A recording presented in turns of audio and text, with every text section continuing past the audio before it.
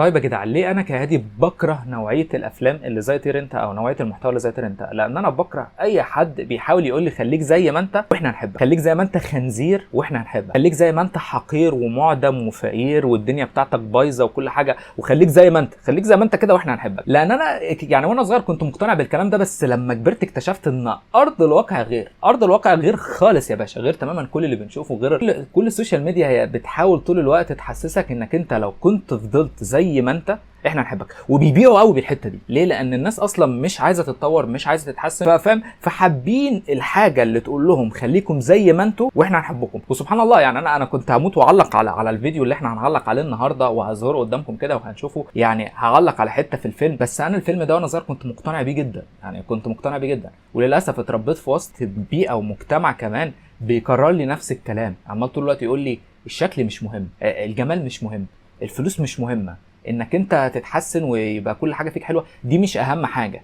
مع ان انت لما تكبر وتشوف ارض الواقع بجد، وتخش ارض الواقع وتخش قصه حقيقيه، تلاقي ان الكلام ده كله عتا، ان انت اتربيت عليه ده عتا. شوفوا في التلفزيون كده، ما هو الا مصدر هلس لا اكتر ولا اقل. تمام؟ فاحنا ايه، هنلقط مع بعضينا كده فيديو انا شفته كده ظهر لي على الفيسبوك، انا قدامي اللاب اظهر الفيديو قدامكم. يلا بينا يلا بينا، تعالى نسمع نشوف العتا بس بيقول. اتفرجوا هنعلق. انا اكتشفت انك ممكن ما تكونش راجل شكله حلو، بس بمواقفك وعمايلك تخلي الست تشوفك اجمل رجل في العالم. انا اكتشفت ان انت ممكن ما تكونش راجل شكله حلو، انت ما ينفعش تكون غير راجل شكلك حلو. كلمه وخلصت، انت ما ينفعش تكون غير راجل شكلك حلو. طيب انت لما يبقى بشكلك حلو، الشغل اللي انت بتشتغله ب1000 جنيه هتقدر تشتغل زيه ب3 لو راجل شكلك حلو. لو راجل شكلك حلو، فرصك بتتفتح في الشركات الكبيره وفي الحاجات الكبيره اكتر. فرصك لما بتقعد مع حد، مع عميل معين، لو انت شغال فريلانس او شغال في اي حته بره كده، او شغال مثلا بتقدم خدمه او اي حاجه، فرصك وانت قاعد مع عميل لو انت شكلك حلو بتاخد عليها فلوس اكتر. طيب البنت اللي انت بتحبها وعايزها وبتكرش عليها، انت لو شكلك حلو هتقدر تكلمها بسهوله مما لو كان شكلك وحش. دي حقيقه فرصك حتى في الحياه بشكل عام بتتفتح لك لو انت شكلك حلو. طيب انا بيتبعت لي رسائل كتير خالص بسبب النقطه دي، والناس فاهمها غلط، وانا بنزل لها برده فيديو بس نعلق عليها بس حته. شباب كتير بتبعت لي صورها وتفضل تقول لي طب انا شكلي وحش، طب انا مش عارف شكلي حلو، وطب ايه رايك فيا كده، مش عارف. يا جدعان انت ايا كان شكلك اللي انت عليه، انت تعرف تحوله لشكل حلو. حتى لو كنت اقرع، حتى لو كنت حتى لو كنت ضايع، انت تقدر كل يوم تحسن من شكلك وتظبط من شكلك وتوصل لاحلى نسخه عليك فتقطع. يعني ايه؟ يعني تحاول تظبط من جسمك، تحاول تختار لبس صح مناسب ليك ومناسب لسنك، ومخلي شكلك كده جامد ومخلي شكلك حلو، وبتحاول تستثمر في الحاجات دي، وتحاول كل يوم تحسن من نفسك، تحسن من سنانك، تظبط سنانك، تظبط شعرك، تظبط كده اي حاجه فيك، تحاول تخلي نفسك كده كاريزما، تحاول تخلي نفسك كده حته لوحدك. انت ايا كان شكلك اللي انت عليه تقدر تحوله لشكل حلو، شكل جامد، كل يوم تطور بنفسك. يعني دي بالنسبه للنقطه اللي احنا بنتكلم فيها دي. فحته ان انا اكتشفت ان انت ممكن راجل ما يكونش راجل شكلك حلو، على فكره هي البنت مش تقبلك غير لو انت راجل شكلك حلو. يعني عشان نجيب على بلاطه، يعني لو البنت حلوه وجميله وكواليتي وانت عايزها، هي مش تقبلك غير لو كان شكلك حلو اصلا. واصلا انا اكتر حاجه مضايقاني في الفيديو ده اصلا ان بص يقول لك انا اكتشفت ان انت ممكن راجل وتلاقي البنات مشيره بقى والولاد مشيره، يا لهوي يا لو احنا عايزين نبقى خنازير زي ما احنا فنشير الحاجات دي. يا سلام، ده انا نفسي الاقي الحب ده، ومش هتلاقيه ارض الواقع. بيقول لك مش هتلاقيه غير لما تبقى انت جامد وفشيخ. ارض الواقع مش حقيقي. والفيديو ده اساسا بص يعني يقول لك انا اكتشفت ان انت ممكن ما تكونش راجل شكلك حلو، وحاطين لي احمد حاتم فاهم، راجل شكله حلو وشعره طويل وبسم الله ما شاء الله اكبر عليه، يعني فاهم، هو حد شكله حلو وحد مهتم بنفسه وحد الدنيا بتاعته حلوه ولبسه حلو، فاهم، وحاط له فيديو يقول لك انا اكتشفت انت ممكن راجل مش يكون شكلك حلو. وماشيه معاه واحده برده اللي هي اموره اللي اسمها جانا، دي مش عارف اسمها جانا مين، بس يعني عارف اللي هو هو الفيديو اصلا معمول مش على الكلام اللي متركب خالص. فدي حاجه مستفزه. هو اللي انا اكتشفت ان انت ممكن ما يكونش راجل شكلك حلو. انت لازم يا حبيبي يكون راجل شكلك حلو، لازم كل يوم تحسن من نفسك، لازم كل يوم كده اللي هو طيب انا هظبط سناني، انا هظبط شعري، انا هحاول استثمر شويه في فلوس لبسي، انا هحاول اظبط جسمي. انت لازم تكون كده. ماشي، تعالوا بس نكمل بس كده عشان في كلام كتير كده مستفز عايزين نعلق عليه. بص، ممكن ما تكونش غني، بس لو ما بخلتش عليه. لا احنا عايزين بس نعيد تاني عشان كده في حته فاتتني، نسمع تاني. انا اكتشفت انك ممكن ما تكونش راجل شكله حلو، بس بمواقفك وعمايلك تخلي الست تشوفك اجمل رجل في العالم. دي بقى انا عايز اعلق عليها بس حبه كده. مش بمواقفك ولا عمايلك تخلي الست تشوفك اجمل راجل في العالم، مش بالمواقف اللي انت بتعملها لها خالص، بل بالمواقف اللي انت بتعملها لنفسك. ايه الحاجات اللي انت هتطور بيها نفسك وتحسن بيها نفسك لدرجتك ان انت تجبر كل الناس ان هي تحبك، تجبر اي حد تقابله في حياتك ان هو يحبك ويعشقك. الحب مش بالحاجات اللي انت تعملها للشخص، بل بالحاجات اللي انت تعملها لنفسك. انا طول الوقت بكرر لكم الجمله دي واتمنى ان هي تركز في الناس اللي هي بتسمعني او الناس اللي بتتفرج عليا. الحب مش بالحاجات اللي انت تعملها للشخص، بل بالحاجات اللي انت تعملها لنفسك. لانك انا ياما شفت اصحاب ليا كتير قوي عملوا حاجات كتير قوي البنات ومواقف وحاجات تثبت فعلا ان هي عمرها ما هتقابل حد يحبها زي الباشا اللي هو مصاحبها، صاحبي ده اللي هو ابن الذين طالع عينه معاه. تمام، بس هي بتسيبه وتروح لسرسجي، بتسيبه وتروح لحد اقوى منه.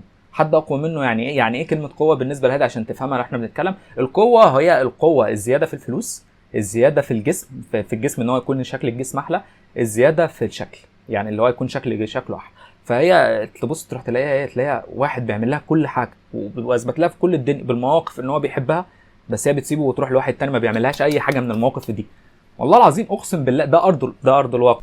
اسكع يعني بقى ده ارض الواقع. اقول لك دي حقيقه. انا بص اقول لك على حاجه، انا عارف ان الكلام ممكن يكون بيوجع، بس حرفيا انا كنت اتمنى ان انا والله العظيم حد يطلع يقول لي الكلمتين دول، والله العظيم كانت هتفرق في حياتي قوي. يعني انا اكتشفت الحاجات دي بصعوبه، يعني انا الحاجات دي اقسم بالله عشتها بصعوبه. وللاسف السوشيال ميديا كلها كده ايه، اغاني وافلام زي كده وحاجات خنازير بتطلع قدامك كده اللي هو تقول لك ايه، خليك زي ما انت خنزير، خليك زي ما انت خرا، واحنا هنحبك، والفلوس مش مهمه والشكل مش مهم. تنزل تبص اول حاجه بيتكلموا فيها الفلوس، انت معاك كام، شغال ايه دنيتك، نظامك. تبص رح تلاقي الناس بتكيل بمكيالين. الفيديو اللي انا نزلته اللي هو الناس بتكيل بمكيالين، اللي هو انت بص، انت ممكن تكون غني وعندك صفات، بس انت عندك حاجات وحشه هم مش متقبلينها، بس عندك صفات تانية هتخلي اي حد يتقبلك.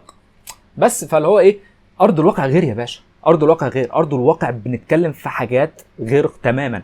طيب فبيقول لك ايه، بيقول لك ان بمواقفك وعمايلك ممكن تخلي الست تشوفك اجمل راجل في العالم. لا، مش بمواقفك وعمايلك، بل بالحاجات اللي انت تعملها لنفسك. انت ممكن تعمل لبنت مليون حاجه حلوه وهي تنفض لك وتروح لواحد تاني ما بيعملهاش اي حاجه حرفيا، بس ليه؟ عشان الواحد التاني ده شكله احلى او جسمه احلى او معاه فلوس اكتر، بس عشان اجيبها لك على بلاطه. فانت انت اللحظه اللي هتكون فيها قوي اي حاجه تعملها هي هتتقبلها حتى لو هتهنها. انا ما بنصحكش ان انت تهينها يعني، بس عشان اجيب لك على بلاطه. وعايز اتكلم كده كلمه حق. البنات في وطننا العربي اجمل بنات في الدنيا واحلى بنات في الدنيا، واحلى حاجه فيهم ان هم لما بيتجوزوا هم بيخلصوا خلاص. هي اتجوزتك خلاص، هي حطتك في دماغها انك انت بتاعها وانك انت ملكها، فهي طول الوقت عايزه تطور منك وتحسن منك. يا اما انتوا الاثنين هتبوظوا، يا اما انتوا الاثنين هتتخانقوا وتبقوا معفنين ومقرفين والدنيا بتاعتكم باظت لو انتوا الاثنين مش ناجحين. ويعني 90% للاسف بينزل الموضوع ده، بيبقوا الاثنين مش مطورين والاثنين مش متحسنين، تبقى حاجه معفنه. فانت هنبقى نتكلم بعد كده في الاختيار وازاي تختار حد صح وازاي تظبط الدنيا صح بعدين.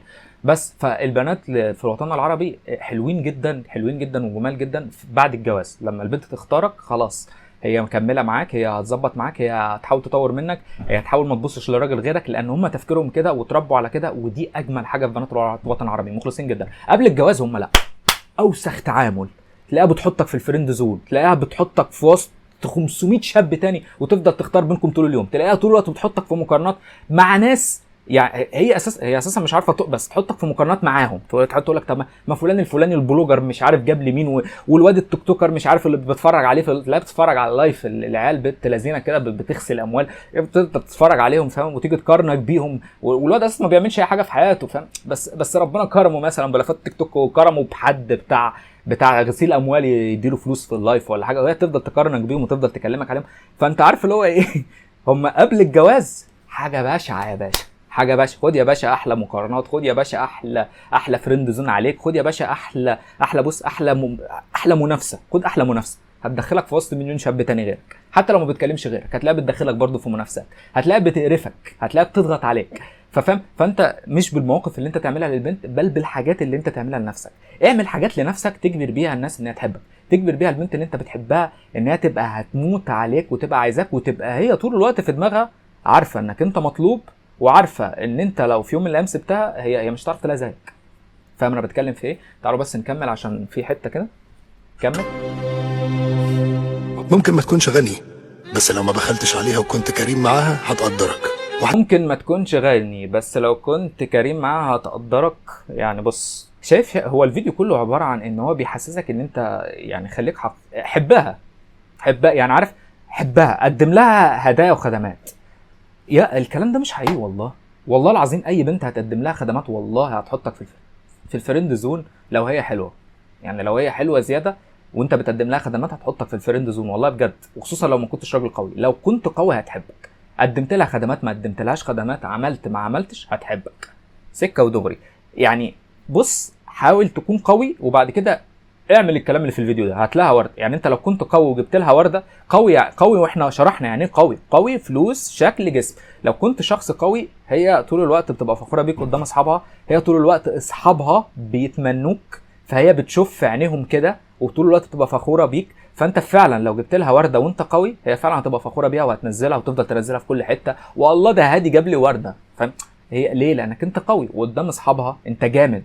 فانت القوه دي هي فعلا. يعني خليك قوي ونفذ الكلام اللي بيقوله في الفيديو، بس الكلام بس ما تبقاش قوي وتسمع الكلام اللي في الفيديو كله يلا انت في الزباله. حرفيا انت في الزباله، انت لو ما كنتش قوي وجبت لها راجل تليفون يا راجل، هتلاقيها بتستخبى كده وبتداريه وما بتنزلوش لحد. ليه؟ لان هي مش عايزه تبين للناس ان هي مرتبطه بشخص ضعيف، بس في نفس الوقت مبسوطه بالخدمات اللي انت بتعملها. ودي حصلت مع واحد من اصحابي، يعني كان بيجيب شوكولاتات وحاجات كتير كده. البنت ما كانتش بتنزلها ستوري، وكانت بتنزل لولد تاني كان بيجيب لها حاجات معفنه قوي يعني، فاهم؟ بس الولد التاني ده كان يعني معاه عربيه وكان حد كده معروف ان هو جامد وبتاع، كان بيجي يشتكي لي، كان بيقول لي انا اتضايقت ان هي ما نزلتش ستوري بالحاجات اللي جبتها لها، بالشوكولاتات اللي جبتها لها، مع ان انا جايب لها بنص مرتب الشوكولاتات وحاجات وعامل لها بوكس حلو وحاطط فيه دولارات وقصص.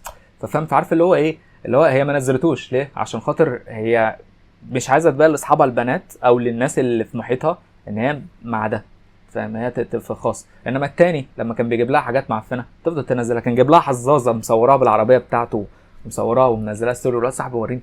معلش انا بتكلم عن، انا خايف صاحبي يكون بيتفرج على فيديو، بس حتى لو بيتفرج على فيديو هو يعني عارف ان انا نيتي خير. المهم، فانت بشكل عام لما تبقى قوي وجبت لها ورده، هي هتتقبل الورده دي وهتطير بيها. ليه؟ لان هي عارفه ان انت قوي. هي عارفه ان هي وهي معاك لو عايزه اي حاجه هي هتجيلها. هي عارفه ان هي وهي معاك هي مبسوطه وحاسه بفخر وحاسه بانجاز وحاسه بتنافس، حاسه ان انت شخص بينافس. فاهم انا بتكلم في ايه؟ حاسه ان انت حد جامد. يعني هي مش حاسه، هي شايفه ده بجد، هي بتشوف ده في عين اصحابها. هي عارفه كويس خالص ان هي لما تنزل ستوري ان انت جبت لها هديه ان اصحابها هيتضايقوا. فاهم انا بتكلم في ايه؟ انت ممكن ما تكونش غني، بس يعني المقوله دي زباله. لا، انت لازم تكون غني يعني عشان يجيبها لك على بلاط. انت لو ما كنتش غني هتتدمر يا باشا، هتتفشخ. انت حتى لو يعني بص، الحاجات دي كانت قبل الجواز مقبوله وكده، بعد الجواز والله العظيم لو ما كنتش غني انت هيطلع عينك يا اسطى. انت هيطلع، ومع اول طفل تجيبه انت هتلاقي نفسك الحياه فشختك واتدخلت في ديون ودخلت في قصص، والديون اللي هتدخلك هتخلي عندك استرس وضغط عصبي انك انت ما تتطورش وما تتحسنش، وبالتالي هتتخن وهي كمان هتتخن، وانتوا الاثنين هتبقوا معفنين، وانتوا الاثنين هتبقوا حاجه مش لطيفه يعني، فاهم؟ انا مش حابب برضه افصل في الحته دي وهنبقى نتكلم عنها كتير قوي في الجواز، بس لا لازم تبقى غني. انا مش بقول لك بقى لازم تبقى غني اللي هو هقول لك ازاي تعمل فلوس، لان انا كهادي لحد الان بعافر، بس انا كل اللي اقدر اقوله لك احفر في الصخر، انزل اصطاد فرص، طور من شغلك كل يوم، حسن من حاجاتك كل يوم. وانا مش هكلمك بقى في كلام تنميه بشريه، لان انا مش حابب اكون ساذج واقول لك مثلا اعمل فلوس وانا حرفيا مش عارف اقول لك تعمل ايه بالظبط، بس انا اقدر اديك كذا نصيحه في نقطه الفلوس دي. انت مثلا شغال شغلانه معينه، حتى لو كان شغال يا اخي كول سنتر، شوف هتطور من نفسك ازاي عشان تعلى من الكول سنتر تعلى الرتبه اعلى، وبفلوس الكول سنتر دي شوف هتعمل بيها ايه بره. ده كل اللي اقدر انصحك بيه بجد، فاهم؟ وتستخدم الفلوس دي في انك انت تحطها دايما في نفسك، في اولويه. يعني اولويه اللي هو انا بصرف الفلوس على نفسي كاولويه. دي الحاجات اللي انا كهادي بعملها. طيب لو انا وصلت الملايين او وصلت لحاجه زي كده، ساعتها اقدر اديك نصايح، في الفلوس، وبرده هتكون تجربتك غير تجربتي. يعني انا ممكن اقول لك انا ازاي مشيت الطريق، حرفيا انت تيجي تمشي نفس الطريق تلاقي نفسك ما وصلتش نفس الفرص. فانا بقول لك بص على الفرص الربانيه اللي ربنا اداها لك، بص على الفرصه الربانيه اللي ربنا اداها لك وامن بيه واعمل اللي عليك، وبجد ما تشتغلش شغلانتك الا وانت عارف انت نازل تشتغل ليه. يعني انا والله العظيم انا بصور فيديوهات وبمنتجها، وعندي شركه دعايه كده صغيره هكبرها اعملها ايجنسي، وعشان خاطر انا عايز اعمل فيلم يبقى جامد.